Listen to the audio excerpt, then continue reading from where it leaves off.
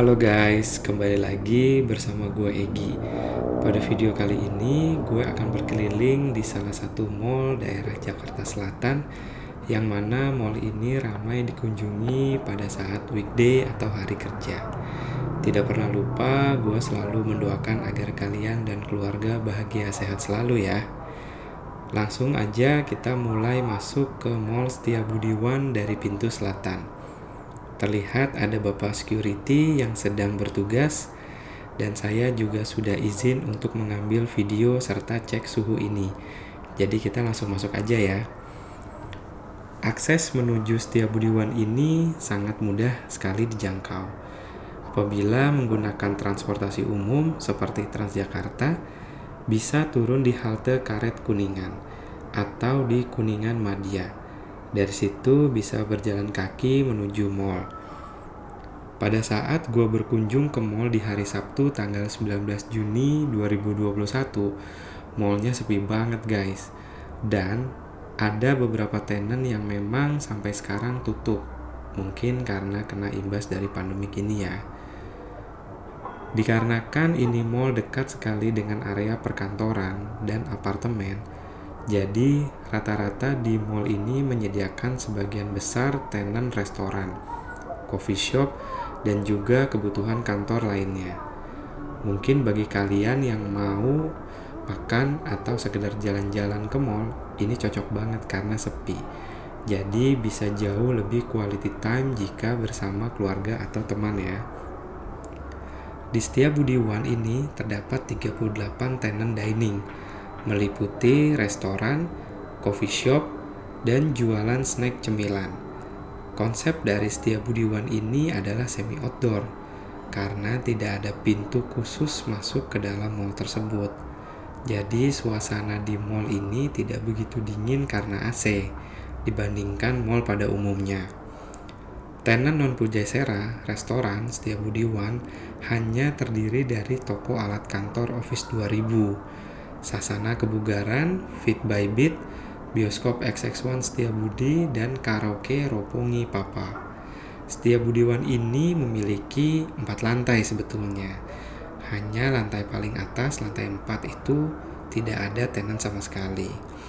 Dan lantai ground 1 dan 2 di tiap lantainya tidak terisi penuh oleh tenan. Dikarenakan ini mall peruntukannya untuk orang kantoran, jadi sarana hiburan seperti tempat bermain anak ataupun tempat seperti ibu menyusui tidak dapat difasilitasi oleh mall ini. Dan juga melihat dari kondisi mall yang semuanya menggunakan tangga, akan sedikit kesulitan jika menggunakan kursi roda bagi yang disabilitas dan difabel. Memang sih, mall ini terdapat lift, hanya tetapi menuju ke lift tersebut tetap saja menggunakan akses tangga yang cukup lumayan naik dan turun. Kita masuk di area taman dengan cuaca saat ini yang mendung, enak banget buat nongkrong sambil makan-makan snack atau ngobrol dengan teman ya. Area ini juga cukup ramai dan padat pengunjung, terutama pada saat siang dan sore hari menjelang pulang kantor. Smoking areanya juga besar di sini. Nah, di belakang ini langsung ada apartemen Fraser Place.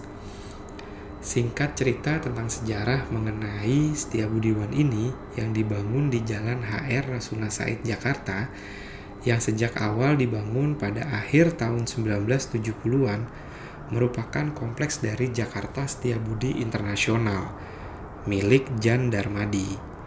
Kompleks ini terbagi ke dalam 3 gedung, yaitu Setiabudi One alias Gedung Setiabudi 1, Gedung Setiabudi 2, dan Atrium Setiabudi.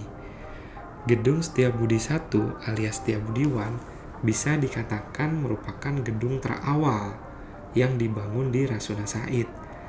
Catatan JSI, Jakarta Setiabudi Internasional, menyebutkan bahwa Setiabudi One selesai dibangun pada tahun 1978. Dan berdasarkan iklan di majalah Pola, gedung ini dibangun oleh Divisi Konstruksi Pembangunan Red, PT Kolorama Jaya Trading, yang mana ini juga milik dari Jan Darmadi. Tidak ada informasi arsitek gedung ini. Semuanya kita dapat mengasumsikan tahun pembuatan dari tahun 1976 sampai 1978. Karena data JSI, Jakarta Setiabudi Internasional, yang lama menyebutkan gedung ini selesai dibangun pada tahun 1976. Jadi kalau ditotal sampai tahun sekarang ya, 2021, gedung ini sudah berusia 45 tahun. Tidak banyak informasi dan sejarah yang tercatat lengkap mengenai bangunan berlanggam modern dengan lapis batu bata merah yang menjadi ciri khas gedung Setiabudi I. Awalnya difungsikan sebagai perkantoran. Gedung Setiabudi I direnovasi mulai Januari 2004 hingga selesai pada bulan Agustus 2004 dan dibuka ulang sebagai Setiabudi I, merubah peruntukan Setiabudi I menjadi pujasera berlantai 4. Renovasinya dilakukan oleh Catur Tata Griya. Pujasera ini memiliki luas lantai bersih 11.000 meter persegi, menurun dari luas lantai sebelumnya yang mencapai 13,4 ribu meter persegi. Setiabudi II rampung dibangun pada tahun 1981. Setiabudi II memiliki 6 lantai, luas lantai bersih 15.000 meter persegi dengan gaya arsitektur modern, internasional dengan aksen jingga dan putih. Gedung Setiabudi II menjadi kantor pusat dari PT Jakarta Setiabudi Internasional, pemilik kawasan ini. JSI, Jakarta Setiabudi Internasional, sempat berencana menggusur gedung ini untuk dibangun Setiabudi Tower mulai tahun 2007, tetapi dengan pertimbangan tertentu, rencana ini dihentikan pada tahun 2010. Sementara, gedung termuda di kawasan ini bernama Atrium Setiabudi, selesai dibangun pada tahun 1991 bulan April. Menurut pemborongnya, Shimizu Dextang, perkantoran berlantai 9 ini memiliki luas lantai mencapai 21.000 meter persegi. Tidak ada data mengenai arsitek gedung ini, tetapi gedung ini cukup menonjol seperti pendahulunya Atrium Mulia, karena bagian lengkung Atrium Setiabudi menyimpan rahasia bernama Atrium. Ex-TGUPP, Tim Gubernur untuk Percepatan Pembangunan, dan arsitek Marco Kusuma Wijaya mengatakan Atrium Setiabudi mencoba melebih-lebihkan pintu masuk, mengekspor suasana urban ke dalam bangunan. Sekilas kalau dilihat bangunan ini dari dalam di lantai 3 terlihat banyak seperti kayak kamar-kamar hotel atau kos yang mana sirkulasi udara terdapat dari tengah dan ujung-ujung. Fasilitas Setiabudi ini seperti musola terdapat di gedung Atrium Basement 2. Musola ini berfungsi juga untuk sholat Jumat. Tidak ada food court di mall, melainkan semua berbentuk restoran tenan brand sendiri dan tidak gabung-gabung. Fasilitas yang disediakan Setiabudi I ini pada umumnya terbilang cukup baik, mulai dari ATM, pelayanan bank, minimarket, dan juga bioskop. Dari informasi beberapa tenan dan juga informasi lainnya yang didapat bahwa per hari pengunjung datang ke Setiabudi I ini diperkirakan mencapai 700 sampai 1.000 pengunjung. Hal ini terbilang sepi pengunjung karena masih diberlakukannya WFH, work from home di beberapa perkantoran terdekat. Yang mana diberlakukannya lockdown di tahun 2020 dan juga PSBB lalu sekarang berubah menjadi PSBM, pembatasan sosial berskala mikro, membuat pelaku usaha tenan restoran ini akhirnya angkat kaki dari mal tersebut. Bisa kita lihat ya, di hari weekend yang mana biasanya mal itu ramai dikunjungi pengunjung, tetapi berbeda sekali dengan Setiabudi I ini. Biaya operasional yang terus berjalan, sedangkan dari sisi pengunjung datang tidak menentu. Akan tetapi bagi pelaku bisnis restoran tentunya sudah menggunakan opsi pesan antar dari driver ojol ya, yang mana di lantai dasar tadi kita bisa lihat driver ojol sudah standby untuk menunggu orderan dari pembeli. Ya, mudah-mudahan kita bisa doakan bersama ya agar pandemi ini bisa segera selesai ya guys. Oke, data dan faktanya, Setiabudiwan ini beralamat di Jalan HR Rasuna Said, Kafling 62, Jakarta. Pemborong untuk Setiabudiwan 1, Kolorama Jaya Trading. Dan untuk Atrium Setiabudi itu Shimizu Dextam. Lama pembangunan di Setiabudiwan dari tahun 1976 sampai 1978. Dan untuk Setiabudi 2 itu selesai dibangun pada tahun 1981. Dan untuk Atrium Setiabudi itu selesai dibangun pada tahun 1991. Jumlah lantai Setiabudi 1 ada 4, namun di lantai paling atas tidak ada tenan sama sekali. Di Setiabudi 2 ada 6 lantai, dan di Atrium Setiabudi ada 9 lantai. Oke guys, kita naik ke lantai 3 ya.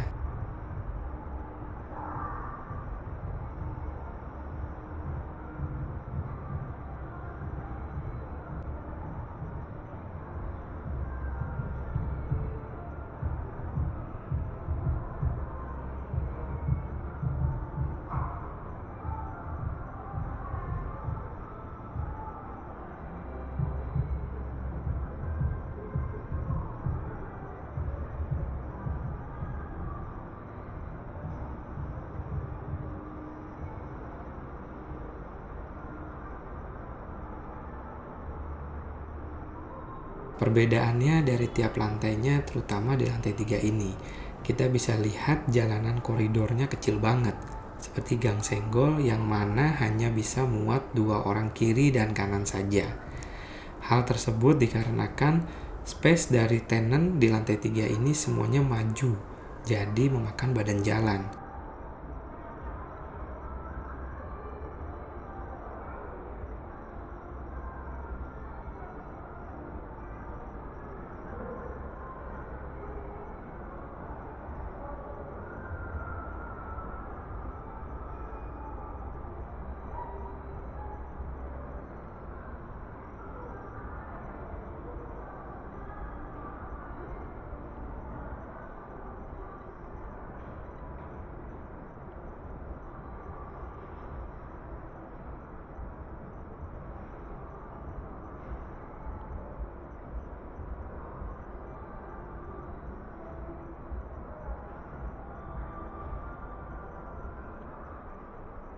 Bisa kita lihat kembali ya, suasana XX1 ini memanjang ke samping. Ada partisi kaca sebagai penghubung.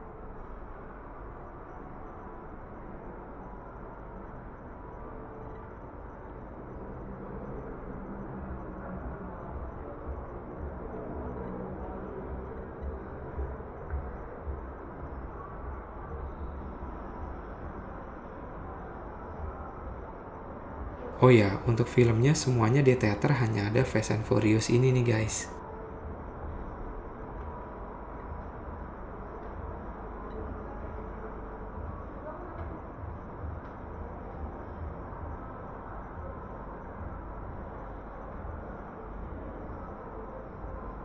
Setelah kita berkeliling dalam mall, kita akan melihat juga kondisi dan situasi di luar mall ya.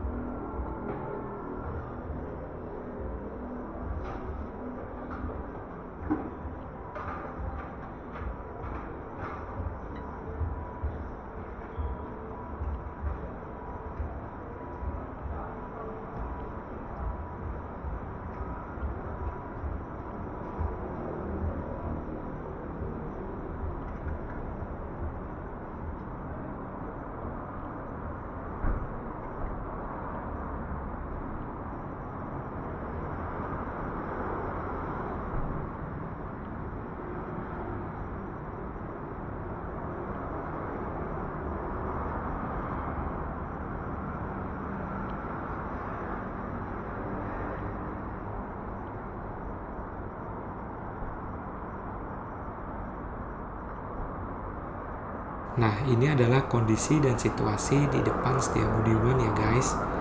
Bisa kita lihat langsung di depannya ada LRT yang terintegrasi dengan Transjakarta. Cuaca mendung dan jalanan terbilang sepi ya untuk ukuran Jakarta. Biasanya hari kerja ini mulai dari pagi sampai malam padat dan macet, apalagi putar balik menuju kawasan Pejaten dan Pasar Minggu. Sekilas tentang proyek LRT, ini akan rampung dan bisa digunakan kisaran di bulan April 2022, yang mana dalam masa uji coba ini akan diperuntukkan dan dipublikasikan untuk umum di bulan Juni 2022.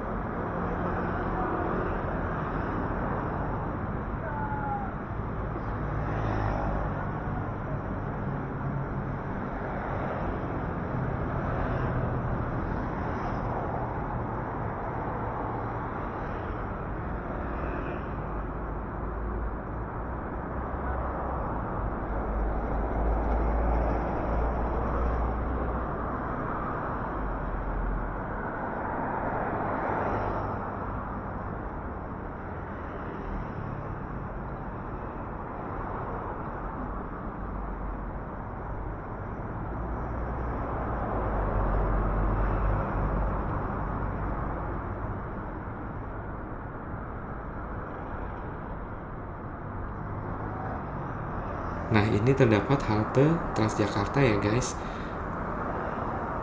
tepat berada di depan Setiabudi 1. Cuma ini halte belum terintegrasi dengan LRT dan belum juga tahu sih apakah halte ini dijadikan sementara atau permanen.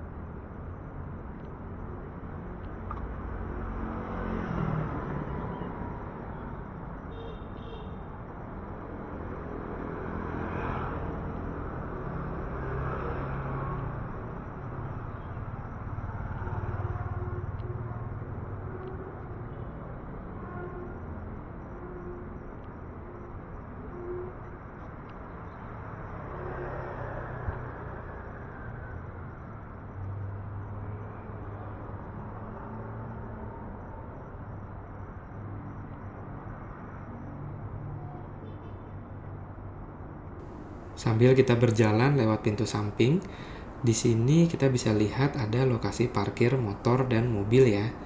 Untuk mobil bisa diparkir di basement, tapi kalau untuk motor hanya di luar saja.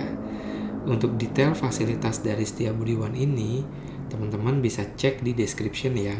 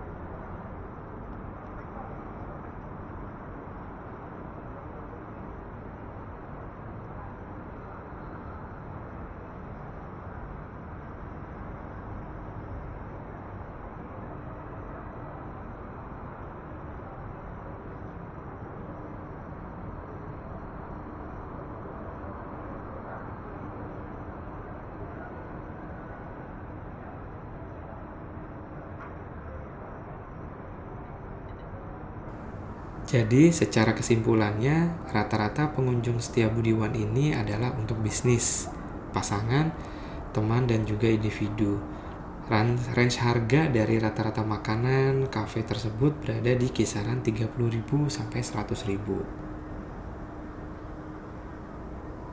Oke deh guys, sekian informasi mengenai Setiabudiwan ini. Semoga bermanfaat, sampai bertemu lagi di jalan-jalan berikutnya.